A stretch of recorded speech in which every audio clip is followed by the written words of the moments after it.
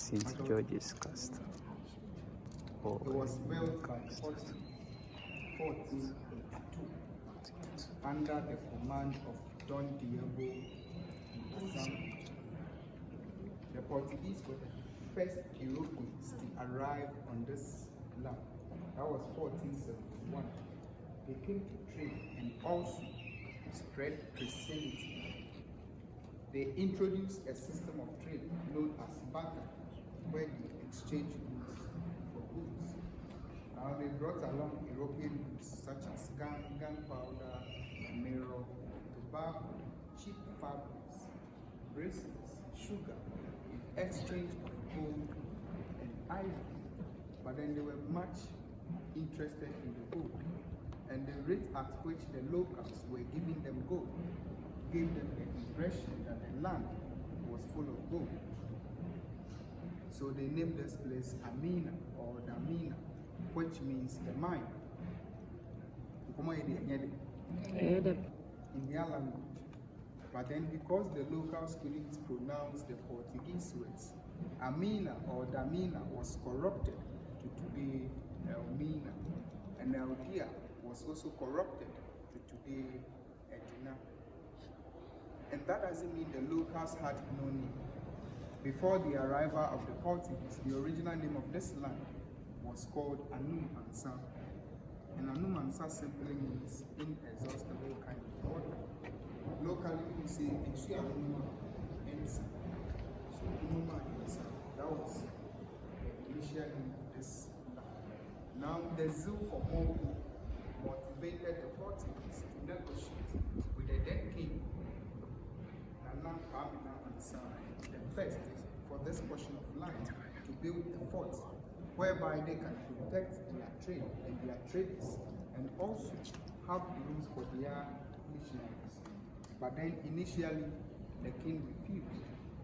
He made a statement. He said, friends are better friends when they don't live together or they don't see each other often. But then because Ghanaians are hospitable, the Europeans were able to convince him upon further persuasion. So this portion of land was issued to them. And in history, that's the first time a local king issued a plot of land to the Europeans. And for that matter, we are talking about the Portuguese. So they put up this structure, started with their gold trading, but then along the line, something happened. In the early 16th centuries, that's the 1500s, the Portuguese attention shifted from gold trade to human trade. And it all started when the Spaniards got to the New World. Upon careful examination, they realized the land was fertile for cultivation. Sugar, tobacco, cotton were cultivated. Initially, and I mean, or the Amerindians wanted them. But the story has it that Spanish brutality, overwork, and the outbreak of European diseases such as smallpox, diarrhea, cholera was killing them.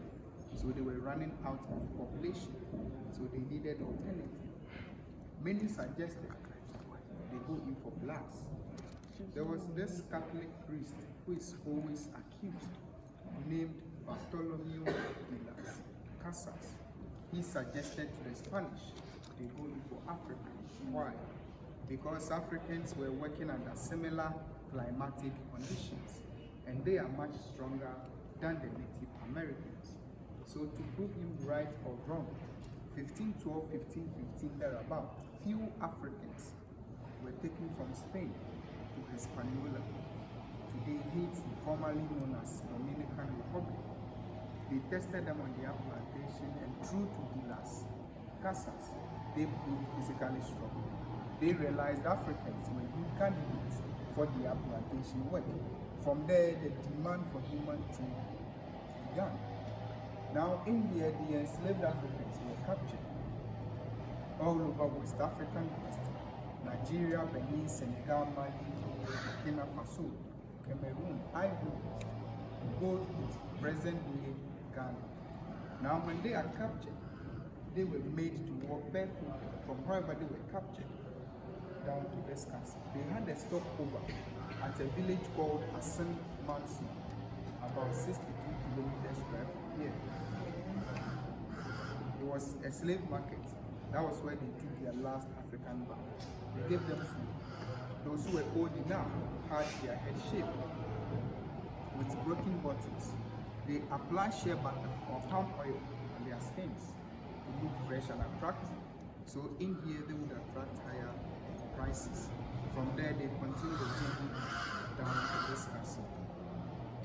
They were put to their respective dungeons, and I mean they were separated according to gender equality. Where we are now is female courtyard. In all, we are talking about 1,000 enslaved Africans, where 400 were women and the remaining 600 were men. So the 400 women were shared among the rooms down here. Now before we proceed, the Portuguese spent 155 years in here.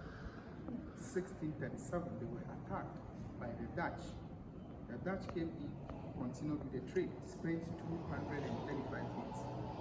1872, the castle was sold to the British. They spent 85 years. And Ghanaians took over when we had independence, 1957. And we are, how old is Ghana now? So we are 68 now. Elmina Castle happens to be the largest, oldest, biggest castle in sub-Saharan Africa. It is 543 years old. It's still standing. So actually this is just a brief overview. If there is any question you ask for, or a water tank, it was built by the Portuguese to harvest rainwater, and that's what they use for domestic purposes, drinking, cooking. And the Europeans were not coming here with their wives, so these enslaved Africans were sexually abused. The governor, because of his position, anytime he wants a woman of his choice, he stands up there, and that's the governor's balcony. Order the soldiers to open the doors for the slaves. They gather here. He stands up there, choose his choice. Now, if you are chosen because you need 3 months without taking your shower, they fetch water from this reservoir, wash you, take you to the governor. Right from there, you were brought back to the dungeon.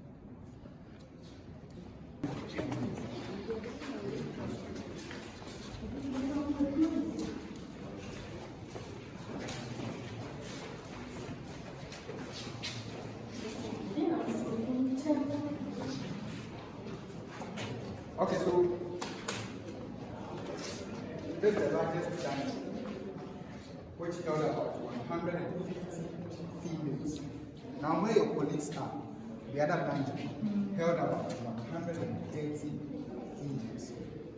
Now they did everything in here. If I say everything, I mean whatever you do was done in a sense. Apart from that, everything was done. So whatever you can think of was done. And the sad thing in here was females undergo their menstrual cycle every month. And they did everything. They spent 2 to 3 months waiting for the bigger sheets. So you can imagine the stage. There is a hole there, which leads to a magazine where you get their present sometimes like gunpowder. Most of them died. And those who died in the were thrown into the very sea. Never went this direction. That's where they marched them. There was a wooden stairs down here where they were descending. But because of the drainage, the stairs is low. So we can't use this direction. So let's use this direction so we can go. Meaning we are talking about 100 men. Those in here, this room was a source of light and ventilation. And we call this room the transit room. The men who survived, those were the men, they joined the men for an intercession room. And from there to the room of no return. The room is dark. You watch your head, you take one step down. Is it clear? Okay.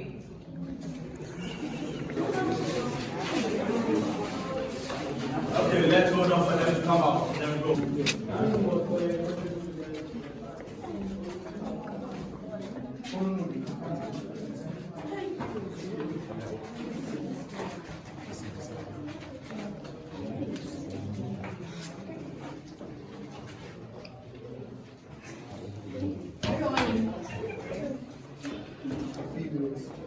Who survived, they came out from this area. The men joined them from that direction. From here, they were taken to the room of no return. Now, the room is not spacious because of our number. So what we're going to do is, I'm telling you, it's a copper, just see the door there. Come. The moment you enter, there is a door on your right side. Very small and narrow. That was the door from narrow to the door. There was a wooden stairs down there where they will descend. But today when you go there, because of this bridge, the stairs is small. So they just descend the stairs, join the smaller boat to the bigger ships a few meters away and off to the new world. And if I say the new world, I mean the Americans, like Brazil, Jamaica, the Caribbean, Suriname, Barbados, States, Guyana, and some part of the European countries, just to mention a few. There are some rich flowers in there. It was brought by the African Americans to pay homage for their ancestors. Mostly, the moon is here. I don't know what's the name. Yes. The door is very short, so when you bend, you count about 4 steps before lifting the head. So you don't hit it. Door of no return.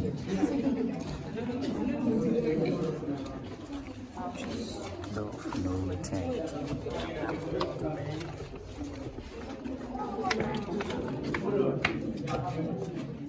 A door of no return.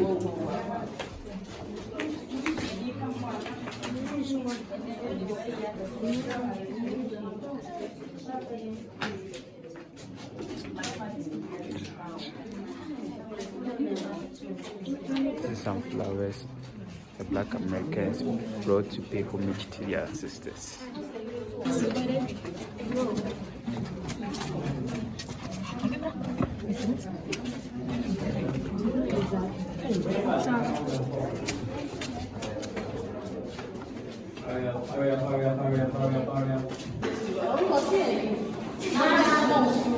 Cape Coast Danjan, Cape Coast Suja.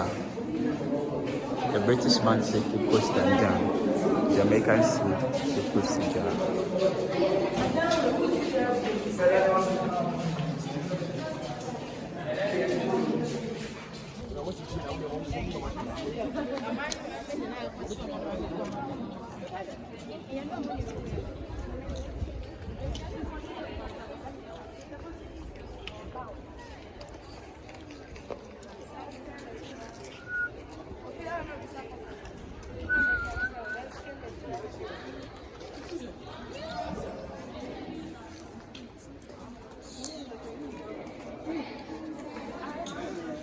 We have the European cell and the African cell.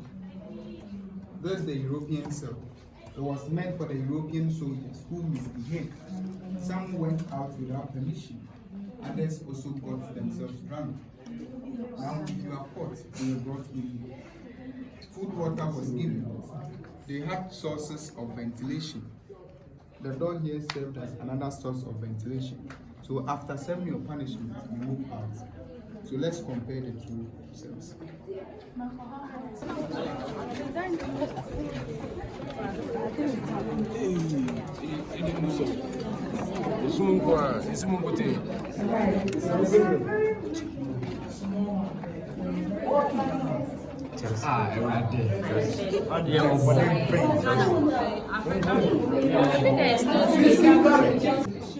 were brought in here were those who tried fighting for their freedom.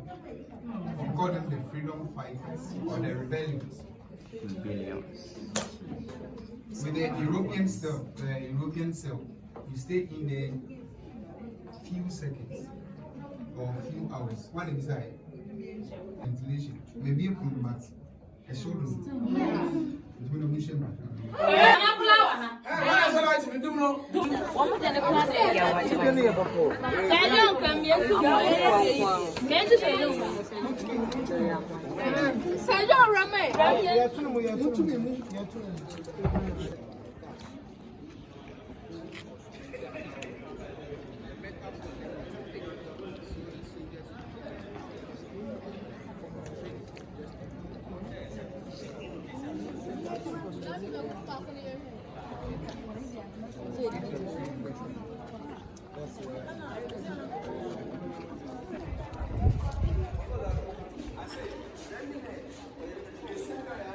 Portuguese church.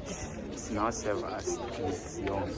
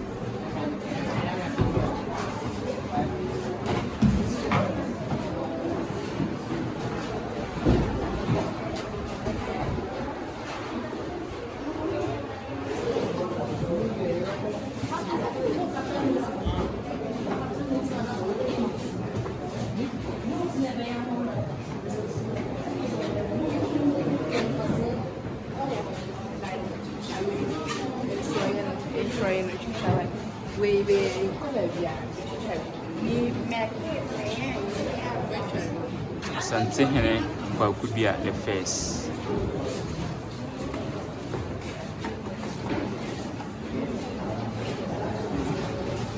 The second is West War.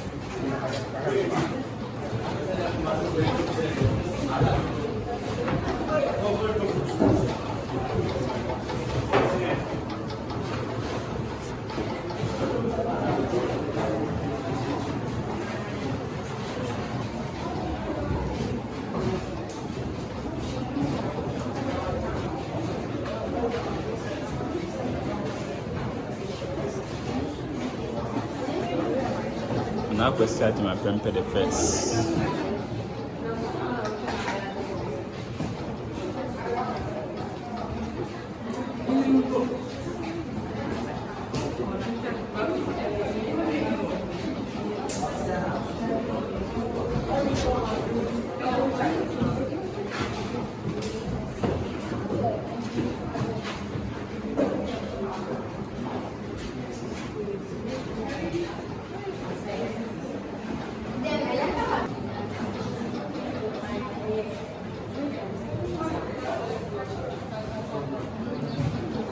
Condia House in the street courts.